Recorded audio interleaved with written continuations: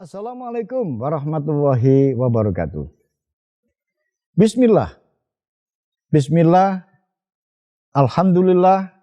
Wa syukurillah. Ala nikmatillah. La haula wa la quwata illa billah. Pemirsa, dimanapun Anda berada, ketemu kembali dengan Kilamong Putro. Pada bagian yang kedua ini, saya akan melanjutkan keterangan-keterangan saya pada partai yang pertama. Lagu Seluku-Seluku Batok ini, ketika saya menerangkan yang pertama adalah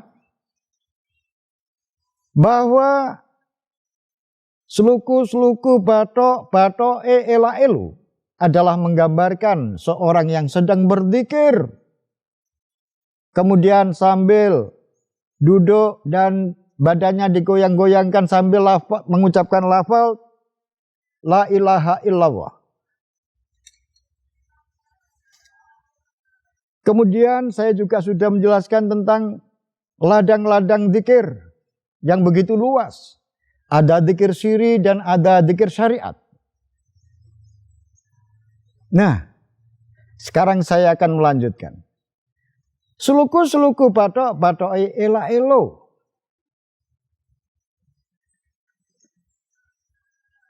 Kelanjutannya adalah Si Romo menyang Solo. Seluku-seluku batok ela elo, Si Romo menyang Solo. Pemirsa, mari kita teliti apa yang maknanya Si Romo. Si Romo itu adalah ayah atau pemimpin, atau yang diluhurkan, yang dihormati, atau yang diutamakan. Itu adalah Si Romo. Mari kita teliti. Badan kita ini, yang kita anggap sebagai Si Romo, yang kita anggap sebagai pemimpin, yang paling utama, itu bagian yang mana? Jawabnya adalah ada di kepala. Makanya orang kalau foto KTP, yang difoto adalah bagian kepala. Nah, bagian kepala itu ada mata, ada telinga, ada hidung, ada lidah. Kemudian di dalam kepala itu ada otak. Di dalam otak ada pikiran. Di dalam pikiran ada akal. Di dalam akal adalah budi. Budi adalah buah pikiran yang paling jernih. Itu namanya budi. Orang melakukan zikir, ingat kepada Allah, itu adalah meluruskan budi. Konsentrasi penuh.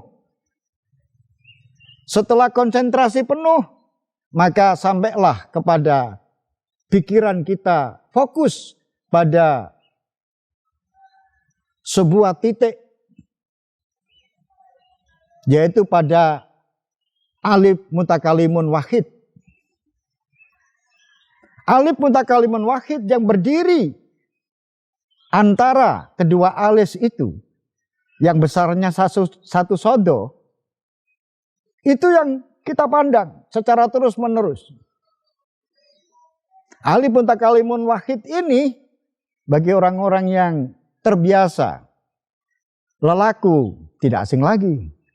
Tetapi bagi orang-orang yang belum, masih dalam perjalanan, maka belum mengenal kata-kata itu. Pemirsa, dimanapun Anda berada, zikir adalah ingat kepada Allah. Tetapi ada zikir yang khusus, yang disebut dengan wirid. Jadi wirid itu adalah zikir yang khusus. Zikir yang khusus dengan lafaz-lafaz yang khusus, dengan jumlah hitungan tertentu, itu adalah wirid. Wirid yang istiqomah itu ada 4, yaitu istiqomah lafaz, istiqomah jumlah, istiqomah tempat, dan istiqomah waktu. Ini adalah wirid. Misalnya setelah kita melakukan sholat wajib, kemudian imam memimpin, subhanallah, subhanallah, subhanallah, subhanallah, 33 kali dihitung dengan tasbih, itu namanya wirid.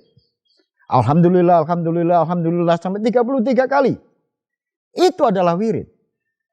Allahu Akbar, sampai 33 kali. Jadi kalau ada hitungannya, itu adalah dzikir wirid. Yaitu dzikir khusus. Pemirsa, siapa yang melakukan wirid, maka akan mendatangkan warid. Apa warid itu? Warid itu adalah kanugrahan yang diberikan Allah kepada orang yang melakukan wirid sebagai efek positif dari dia melakukan wirid. Itu adalah warid.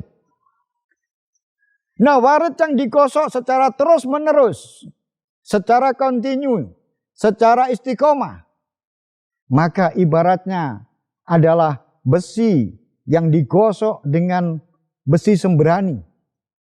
Terus-menerus secara kontinu dan arahnya terus sama, tidak dibolak-balik sesuai dengan aturan, maka besi yang biasa itu berubah menjadi magnet. Ini adalah hasil dari warid. Sehingga orang itu lama-kelamaan dia dituntun oleh Allah, diberikan oleh Allah kelebihan, yaitu ma'unah. Sehingga yang asalnya wirid menjadi warid, setelah warid akhirnya berubah menjadi ma'unah. Apa itu ma'unah? Ma'unah itu adalah pemberian Allah, kanugrahan Allah yang diberikan kepada seseorang yang orang itu diangkat derajatnya oleh Allah, bisa melakukan sesuatu yang tidak bisa dilakukan oleh orang lain. Itu namanya ma'unah. Misalnya ada seseorang, karena dia sering melakukan wirid secara istiqomah, kemudian dia bisa menyembuhkan orang sakit. Berarti dia diberikan ma'unah oleh Allah tentang ilmu penyembuhan. Kemudian ada orang yang terbiasa wirid, kemudian secara istiqomah, kemudian dia bisa memiliki ilmu yang tidak dimiliki oleh orang lain atas kanugrahan Allah, atas kemurahan Allah. Itulah yang disebut dengan ma'unah. Apakah itu namanya karomah? Kalau terus digosok secara kontinu, maka ma'unah itu akan berubah menjadi karomah.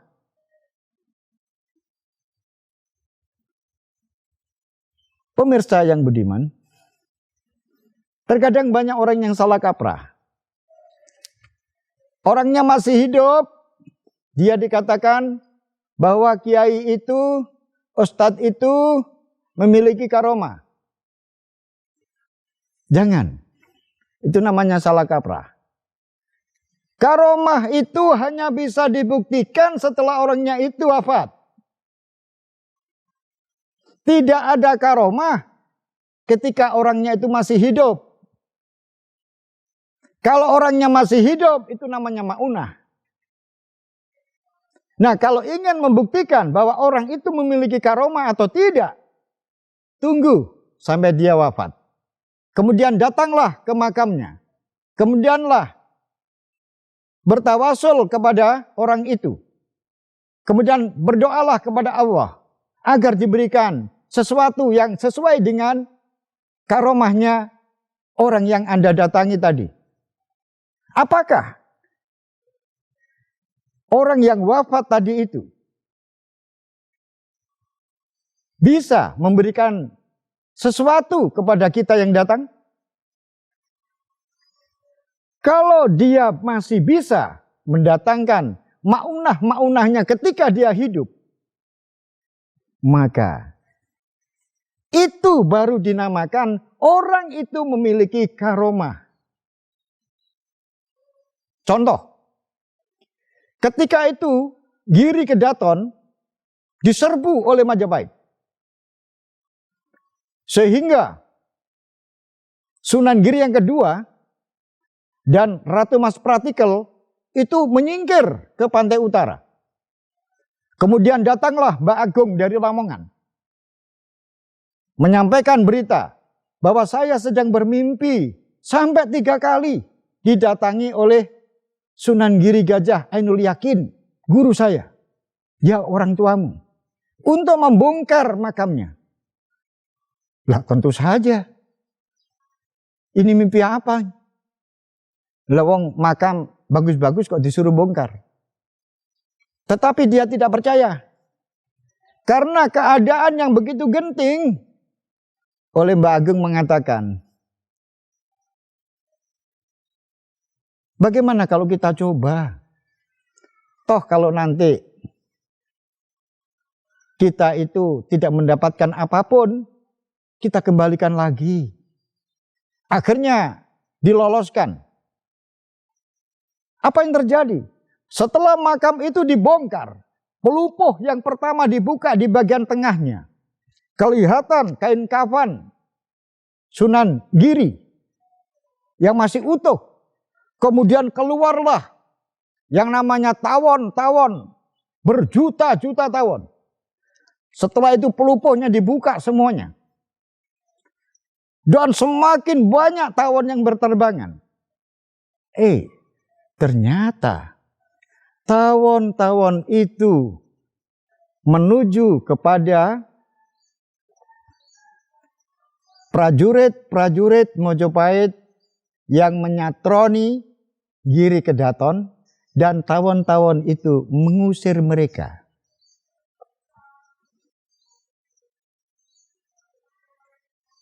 Ini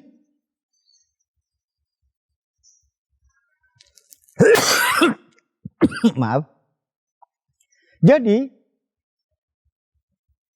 Sunan Giri yang pertama, walaupun sudah wafat, tetapi masih bisa bermanfaat, mengusir, mampu mengusir prajurit-prajurit Mojopahit. Ini adalah yang disebut dengan karomah. Pemirsa, kita akan melanjutkan pada partai yang ketiga. Lagu Sluku-Sluku Bathok ini. Terima kasih atas dukungannya. Dan untuk itu, jangan lupa memberikan saya subscribe agar acara ini terus berlangsung. Sampai di sini. Akhirul kalam, billahi taufiq wal hidayah, waridha wal inayah. Assalamualaikum warahmatullahi wabarakatuh. You keren.